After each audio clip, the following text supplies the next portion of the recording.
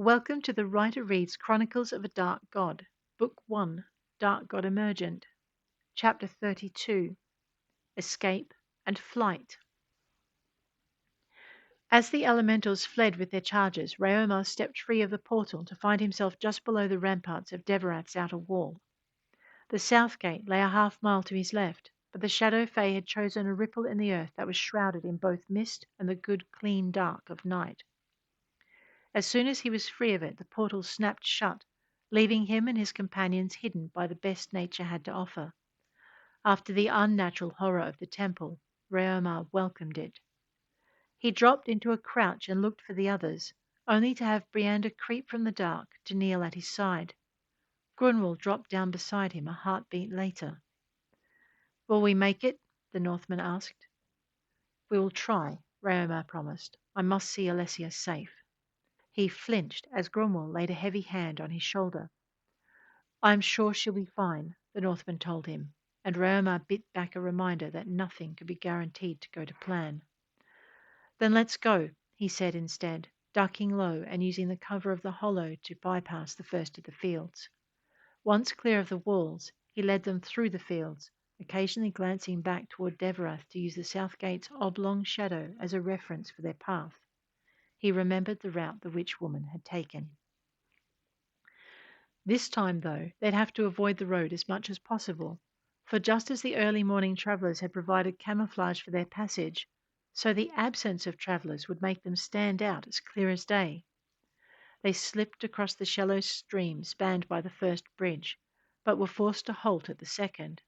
The river it spanned was too broad and ran too fast to cross. Drawing them into its shadow, Raomar glanced back at the city walls, noting how the darkness that was the Old One's presence still hung low over the city.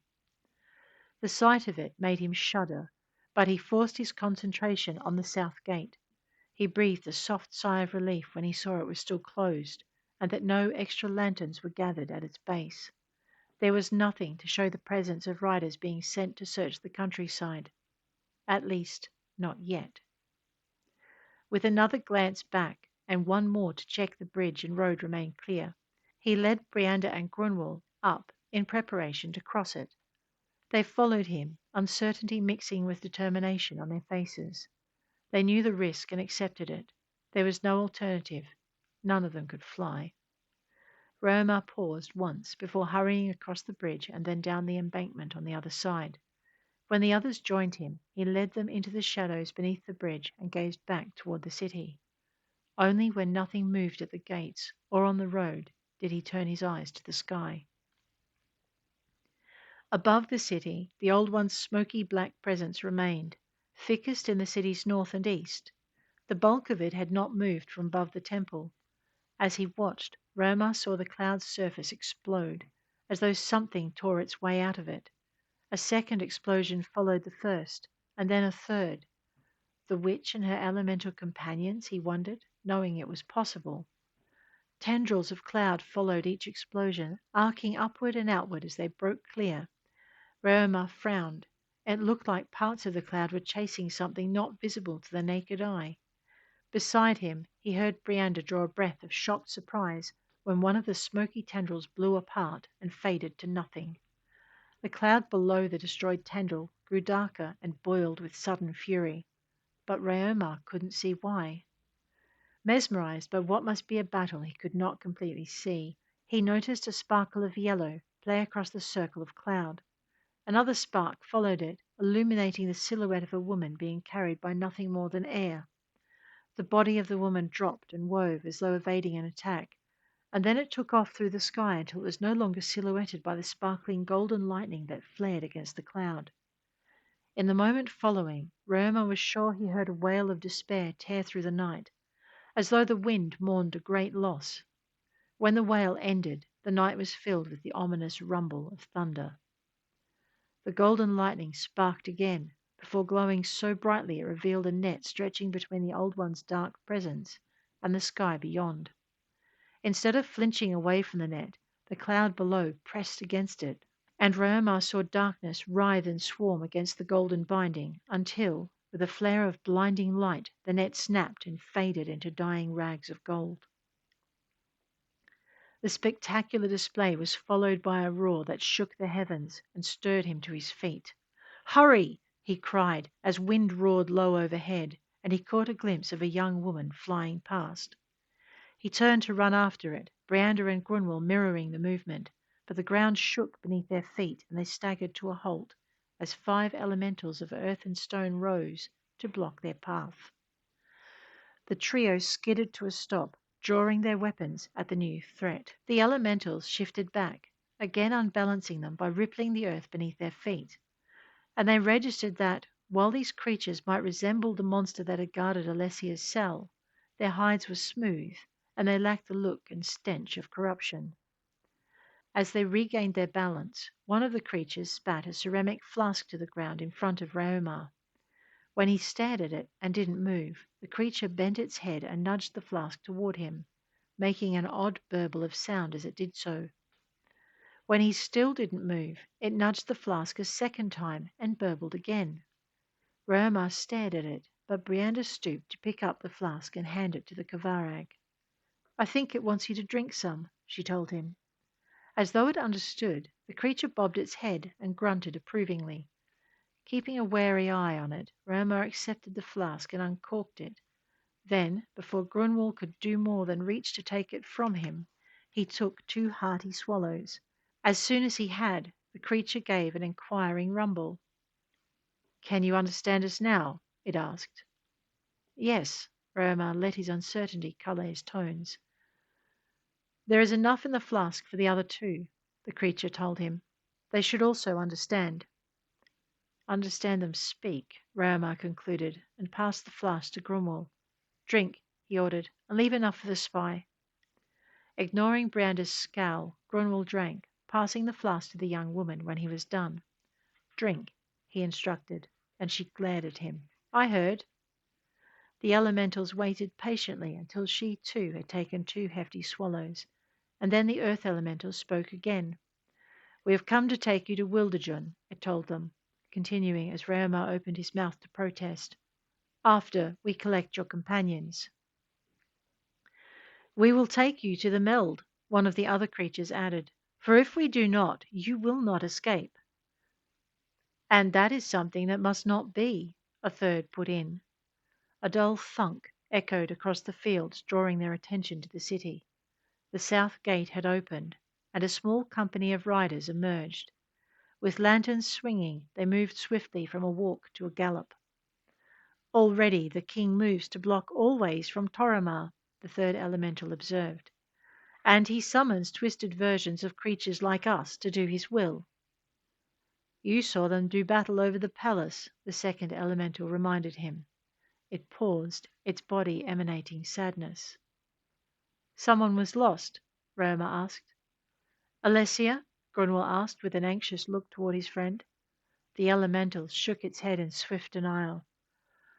"No, but the oldest of those sent was killed, and one of the youngest. The elder protected the one bearing the apprentice known as Sindra, so she might be brought safely out. The youngest—" It stopped, turning its head to gaze at the roiling cloud before continuing. "We could not prevent the apprentice he carried from being found." "Who?" Briander demanded, her voice hard.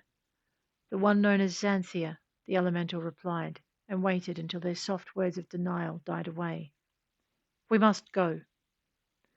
"We must return to save her," Briander stated. "We must leave," the elemental corrected, adding softly, "I am sorry, but we have so far upset the Old One's plans enough that he cannot free himself from his prison, and now, in his rage, wastes time and energy trying to reacquire you." "But," Grunwald began. "Your gods cannot act in person," one of the stone elementals spoke for the first time. "The laws of their creation forbid them, brought into being as they are by the needs of the races who believe in them." "You must ask protection from those who have chosen to aid you in the battle ahead," the first earth elemental added. "It is the only way they may act on your behalf, the single avenue they have to intervene." "Come," the second elemental repeated. "You have but a little time to escape the net he is casting." What do you? Raomar began, only to have the third elemental cut him off. They are coming, and your delay increases the danger for all. Glancing toward the city and the riders silhouetted against its walls, Raomar turned to it. What do you want us to do? He asked, and the creature rolled closer, turning side on to him. Its body formed a ball, which then opened to reveal a hollow within. I will carry you inside, it explained. There'll be nothing for the horsemen to find and track from this point on. Raomar eyed the hollow before swallowing his doubts and stepping into it. He didn't wait to see if Grunwald or Briander would copy his example, but let the earth elementals seal him inside. A moment later he felt it sink into the ground and heard the soft sound of soil moving around him, even though his space remained clear. It was unnerving, but also comforting in its own way, which didn't alter the relief he felt when the elemental rose and its side opened to release him to the open air and the sanctity of the crone's clearing. He stepped onto the path in time to see a flurry of sparks fly from the cottage's chimney just before the door opened. The girl who emerged to stand on the threshold raised a mug of something hot to her lips. She had just taken a sip when she registered Raomar's presence on the path. Her eyes took in his multi-hued skin and straw-coloured hair, and the cup fell from her hand. "Kvarag!" she screamed, stepping back into the cottage. "Kvarag!" The elementals surged forward to provide a barricade between Raomar and his companions and those inside the cottage, and having been safely delivered, Grunwald and Briander stepped up to flank him. Raomar laid a hand over Briander's, preventing her from drawing her blade. "Give them a moment," he told her. "Of all the secrets Alessia kept from her apprentices, my race was one of the hardest." A child's treble of defiance reached them, and the door swung open, Ghost hurrying onto the path and skidding to a halt when she saw the elementals. For a heartbeat, terror shook her features, and she backed up to the cottage, collecting her courage. Raomar saw the moment she decided to ignore the creatures in favor of finding him, and wondered if he should be proud or wring her neck. "Master," she called, standing on tiptoe to look over the elementals' heads. "Are you all right?" The door opened behind her just as the first earth elemental moved forward, rumbling a greeting. Alessia's voice rose in a scream of fear from beyond it, and the crones met it with annoyance. "Calm yourself," she snapped. "Call yourself a wizardess when you can't tell the difference between an elemental and an abomination? Come here and see." A few moments later the wizardess came to the door and looked out. Once she had, the crones stepped forward and greeted the elementals. "Did they come?" she asked, and the creatures parted, clearing the path. "We did," Raomar allowed, moving forward to greet them. He'd moved no more than 2 paces before being wrapped in 2 sets of arms. "Raomar, you came," Alessia said, her voice muffled as she pressed her face to his chest and held him tight. "Humph! We could not keep him away," the crone complained. "Now hush! You must all go. The Old One hunts you, and these are here to take you out of his reach." "They are?" Sindra asked, coming to stand in the doorway. "They are," the crone confirmed. "You will ride inside them, and the Old One's searchers will not find you." Alessia lifted her head at the old woman's words. Still clinging to Raomar, she turned to look at the crone. "But I can't," she said, looking from the crone to Raomar, desperation in her eyes. "You know I cannot." The elemental rumbled something to the crone, and Raomar placed a reassuring hand on Alessia's arm. "They say you can ride outside also," he told her, "although it will not be as fast or as comfortable. Could you do that?" "I could try," Alessia allowed. The earth elementals moved to the clearing's center, changing their shapes to create deep saddles in their backs, and growing 4 legs so they more resembled horses than snakes. Watching them, Raomar felt Alessia relax against him. "Yes," she murmured, that I can do." Pushing herself away from his side, but taking his hand, she walked tremblingly forward. Raomar followed the draw of her hand, guiding her into the dip closest to the earth elemental's head, before sliding into the dip behind her. Only then did he notice the small shadow that had followed him across the clearing. "Ghost," he acknowledged, resting a hand on the child's shoulder and looking over her head to where Grunwald and Briander waited a few paces away. Her face lit up.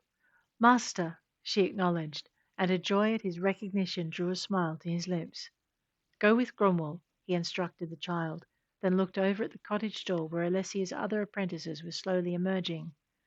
"Brianda, take Zareen. Varen, ride with Sindra."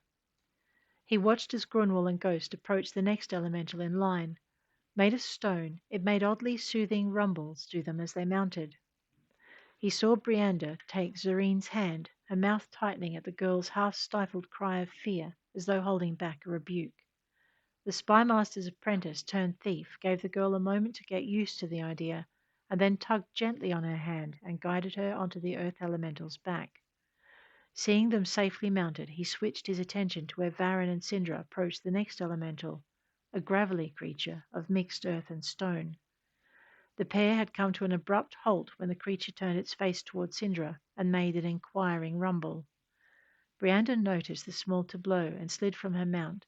Crossing quickly to the young woman, she reached out and took Sindra's hands in her own. "They are friends," she told the girl. "There is no corruption on them, see?" She indicated the waiting creature, who lowered its head, rumbling gently in its throat.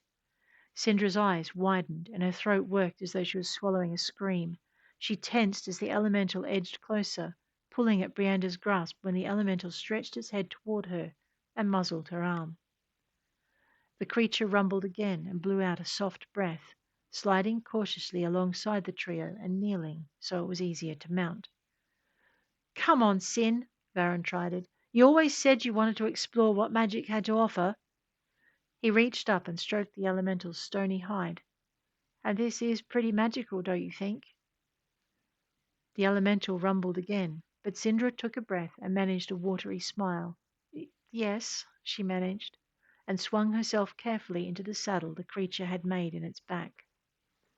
Varen slid quickly into place behind her and wrapped his arms around her waist, resting his head against her back as though attempting to comfort her.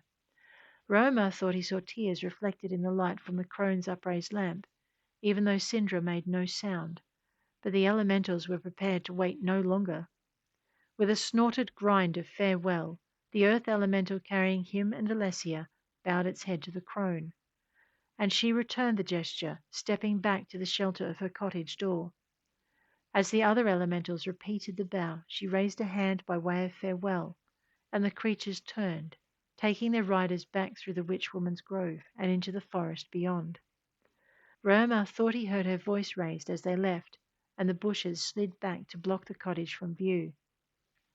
Her words came to him anyway, carried on a whisper of wind for his ears alone.